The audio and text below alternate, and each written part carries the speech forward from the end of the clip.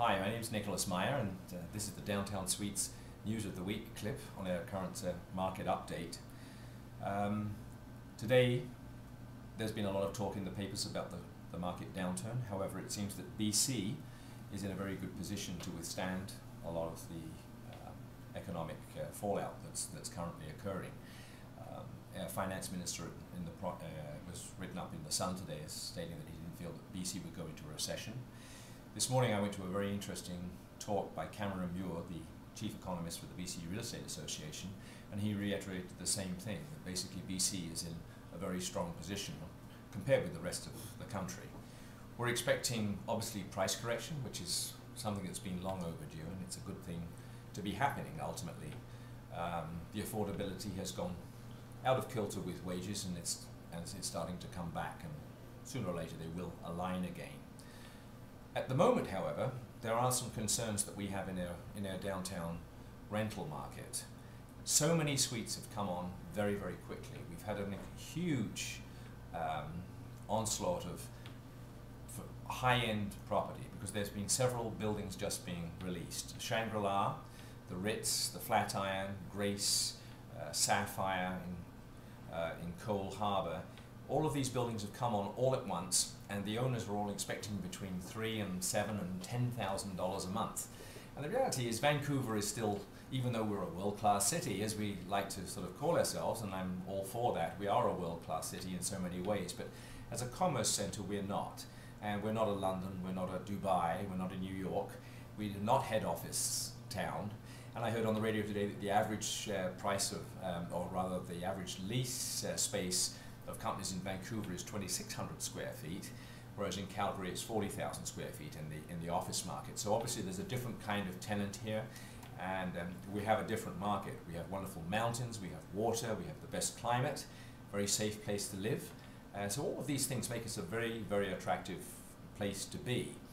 However, for apartment rentals, there's only so much that people here on the current wage structures in Vancouver can afford. Compounding this, we have an economic downturn.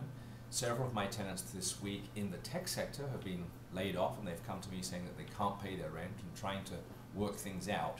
So there's definitely some very real repercussions happening in the economy, which will affect renting. So first of all, we have a supply issue, supply and demand. The supply is way out of whack with the demand side. Every week at Downtown Suites, we do an analysis of the current rental market and what else is on the market from other companies, everybody who's trying to advertise.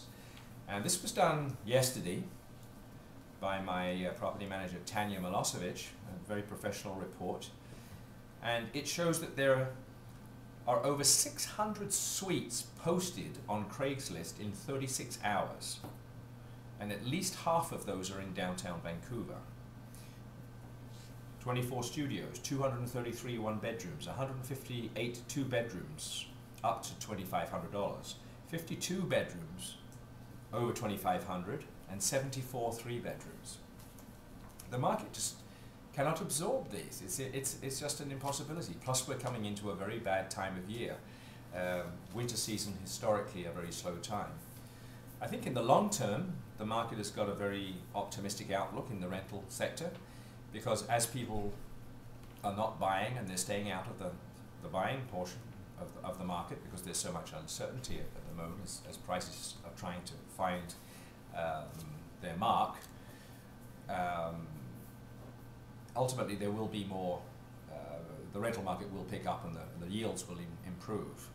But in the short term downtown, most of these suites have been sort of investment, much like vacation homes is sort of similarity. They're sort of extra places that people have bought. Maybe they've mortgaged their house in Kelowna, or they've brought money in from Dubai or somewhere else, and as a result they've bought these investment condos. Obviously in a downturn the first thing to go is the investment condo or the recreational property.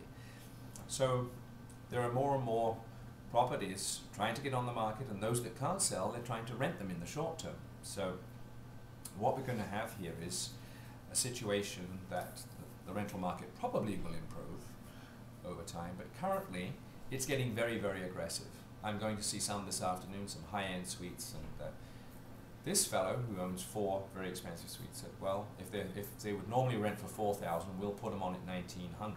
Now, whether this is true or not, I don't know, but this is what's going to happen. And once they start to come down from the top, it's going to go like dominoes all the way through the market.